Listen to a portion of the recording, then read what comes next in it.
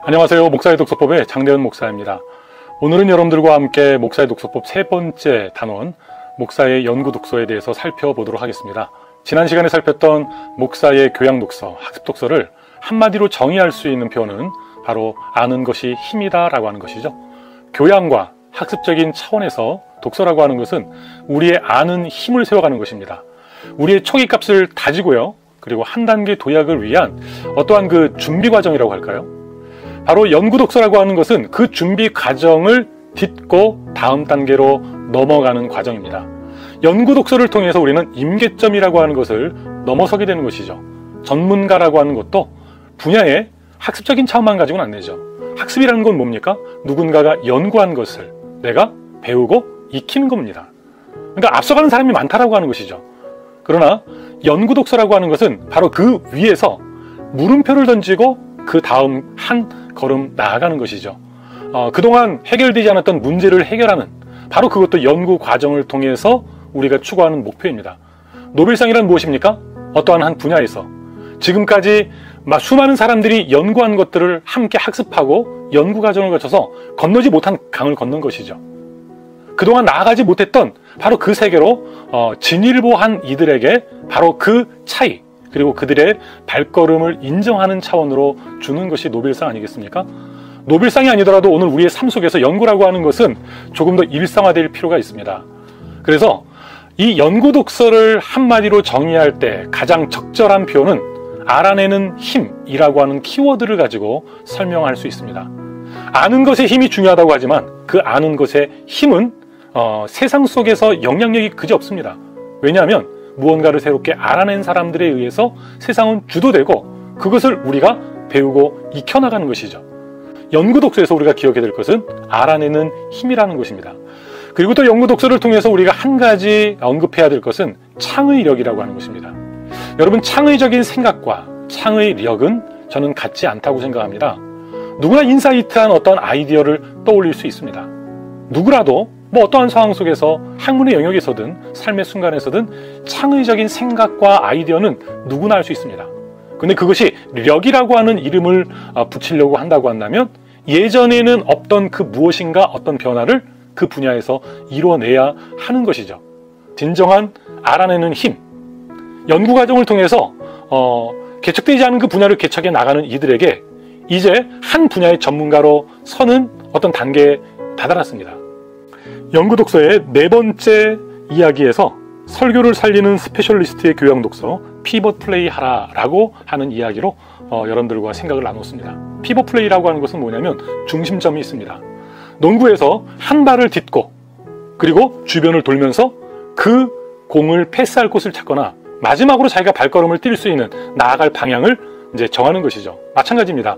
목사에게 있어서 만약에 연구 독서, 성경이라고 하는 그 분야에 대해서 학습을 했고 그리고 그 분야에 대한 끊임없이 연구를 해 나왔고 그 부분에 어느 정도 전문성이 쌓였다면 그 사람이 읽는 교양 독서, 그것이 심리학이든 철학이든 아니면 그것이 예술이든 아니면 역사든 그 교양 지식이 들어오는 순간 자신의 전문 영역의 지식과 정보와 논리체계와 만나면서 내 한 분야에서는 할 수 없는 어떤 생각이 일어납니다. 그리고 연구 독서로 하나의 전문 분야에 든든히 자리한 사람에게 있어서의 어떠한 떠오르는 아이디어라고 하는 것은요, 훌륭한 지식을 뛰어난 방법으로 기존 지식과 연결 지어 가면서 어떤 한 분야의 전문가는 할 수 없는 새로운 세계를 만들어내는 겁니다. 블루오션이라고 하는 것은 그냥 어떤 누군가가 만들어 놓은 것이지만 바로 그 누군가가 만들었습니까? 창의력이 있는 사람, 한 분야의 전문가로 살아왔는데 그가 전혀 관심이 없던 영역에 관심을 가지면서 자기가 준비해왔던 그러한 능력을 새로운 분야에서 활용하는 것이죠. 여러분, 그래서 인공지능 시대에 오늘 우리가 살아가는 그 길을 어떤 이야기할 때 이러잖아요. 옛날에는 한 가지를 전공하고 한 가지 기술을 가지면 살아갈 수가 있습니다. 그러나 미래가 요구하는 것은 한 가지 직업인이 아니라 변하는 세상에 반응하면서 때로는 주도적으로 세상을 이끌어 나가면서 어떠한 영역이라도 준비된 학습 능력을 통해서 그 영역에서의 영향력을 세워나가는 바로 그런 사람들, 한 3-4개의 분야에서 5가지의 직업을 말 그대로 선택하면서 영향력을 확대할 수 있는 사람, 바로 그러려면요 자기의 분명한 전문성이 있어야 됩니다. 연구 독서의 과정을 통해서 임계점을 넘어선 학습, 임계점을 넘어선 연구, 그리고 문제를 해결해 본 경험치가 있어야 됩니다.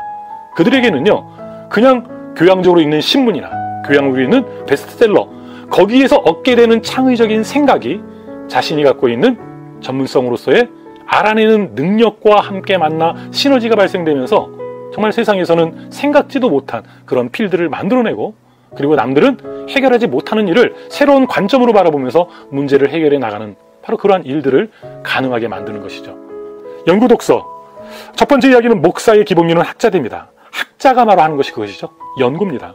지혜의 총량을 늘려라. 인공지능의 솔루션과 인간지능의 통찰력. 지혜의 총량을 늘린다는 것은 단순히 지식을, 정보를 받아들인다는 것이 아닙니다. 그것은 1단계고요. 그리고 그것을 배우고 익히고, 그리고 여기서 말하는 지혜의 총량이라고 하는 것은 단순히 지식과 어떠한 우리의 사고의 능력으로 끝나지 않고요. 삶 속에서의 어떠한 그 공동체, 관계라고 하는 것과 엮여지면서, 아, 저 사람은 머리로만 아는 것이 아니구나. 가슴으로도 아는구나. 아, 자기만이 옳은 것이 아니라 세상에서 다른 많은 것들이 또한 유의미하다라는 것을 인정하는구나. 지혜라고 하는 것은 단순하지 않죠. 세 번째, 목사의 전문성을 세우는 5단계의 연구 독서에 대해서 이야기했고요.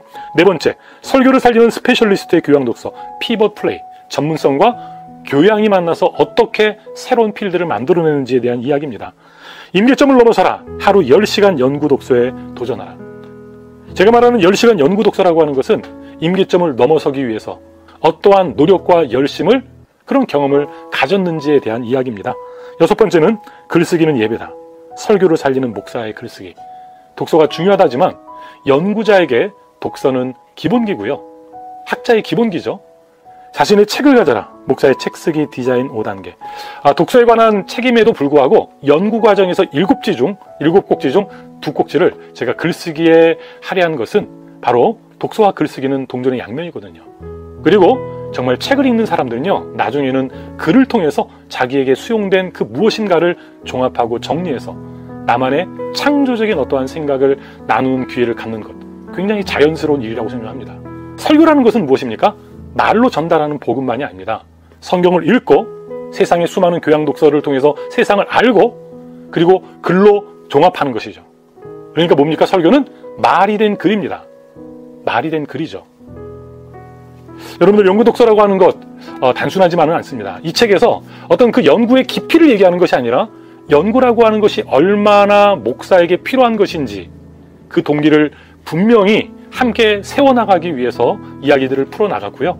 그리고 제가 진정으로 함께 나누고 싶은 그런 연구는요, 솔직히 말하면 책을 통해서 나누는 건 참 쉽지가 않습니다. 삶을 통해서, 함께 워크숍을 통해서 오랜 시간을 통해서 훈련해야 되는 것이죠. 저도 여전히 앞으로 10년, 20년 이 연구를 위한 노력은 계속되어야 할 것입니다. 다음 시간 기획 독서라고 하는 차원으로 독서가 오늘 우리의 삶에서 어떻게 문제를 해결해 나가고 또 내 삶의 전문성과 연결지어 갈 수 있는지 나누는 시간 갖도록 하겠습니다. 감사합니다.